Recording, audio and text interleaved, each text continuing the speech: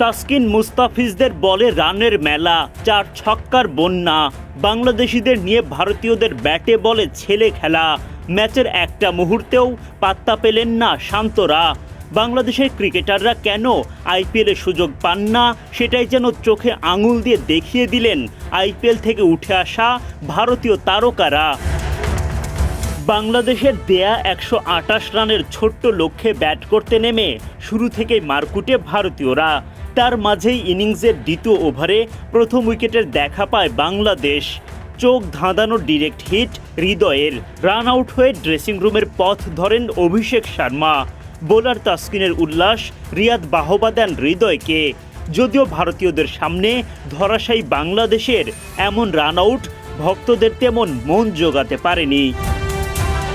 সূর্যকুমার ও Sanju Samson জুটি গড়ে দেখান মারকুটে ব্যাটিং। মুস্তাফিজের বলে ছক্কা হাঁকান সূর্য, পরের বলেই অবশ্য উইকেট তুলে নেন দাফিজ।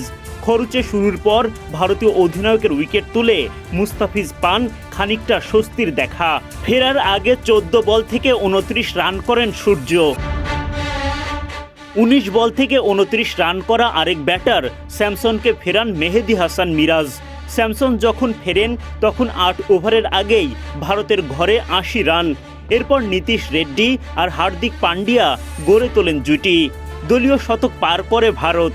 পুরো ইনিংসে কয়েকটা উইকেট তুলতে পারলেও কখনোই চাপ তৈরি করতে পারেননি টাইগার বোলাররা। ফলে সহজেই হার মেনে যায় বাংলাদেশ। এর আগে বাংলাদেশের ব্যাটাররা তো দেখান বাজে ব্যাটিংয়ের মহড়া। বিশ্বকাপের পর রবিবার প্রথমবারের মতো টি-20 খেলতে নামে বাংলাদেশ। টস জিতে শান্তদের আগে ব্যাটিংয়ের আমন্ত্রণ জানান ভারতীয় কাপ্তান সূর্যকুমার। নতুন জার্সি পাশাপাশি দাঁড়িয়ে জাতীয় সঙ্গীত গাইলেন 11 টাইগার। এরপর ওপেনিংয়ে লিটন দাস আর পারভেজ ইমন নামেন মাঠে। লিটন উইকেটে টিকতে পারেন মাত্র 2 বল। আর্শদীপ সিংয়ের বলে হারিয়ে ফেলেন উইকেট। এক বাউন্ডারিতে 4 রান করে ক্যাচ দেন রিঙ্কু সিংয়ের হাতে। একরাশ হতাশা নিয়ে ধরেন ড্রেসিং রুমের পথ।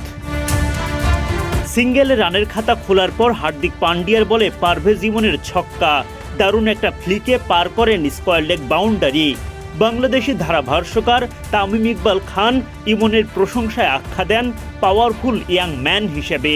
যদিও ইমনের পাওয়ার ফুরিয়ে যায় আর্শদীপের সামনে। বোল্ড হয়ে সাজঘরে ফেরেন এই বাঁহাতি ওপেনার। একরাশ হতাশা হেড কোচ চান্ডিকা হাথুর সিংহের চোখে মুখে। ফেরার আগে 9 বল থেকে 1 ছক্কায় ইমন করেন 8 রান। 2 ওপেনারের বিদায়ের পর দায়িত্ব আসে নাজমুল শান্ত ও তাওহিদ হৃদয়ের হাতে। বরুণ চক্রবর্তীর 2 বলে পরপর 2টো বাউন্ডারি হাঁকান তাওহিদ হৃদয়।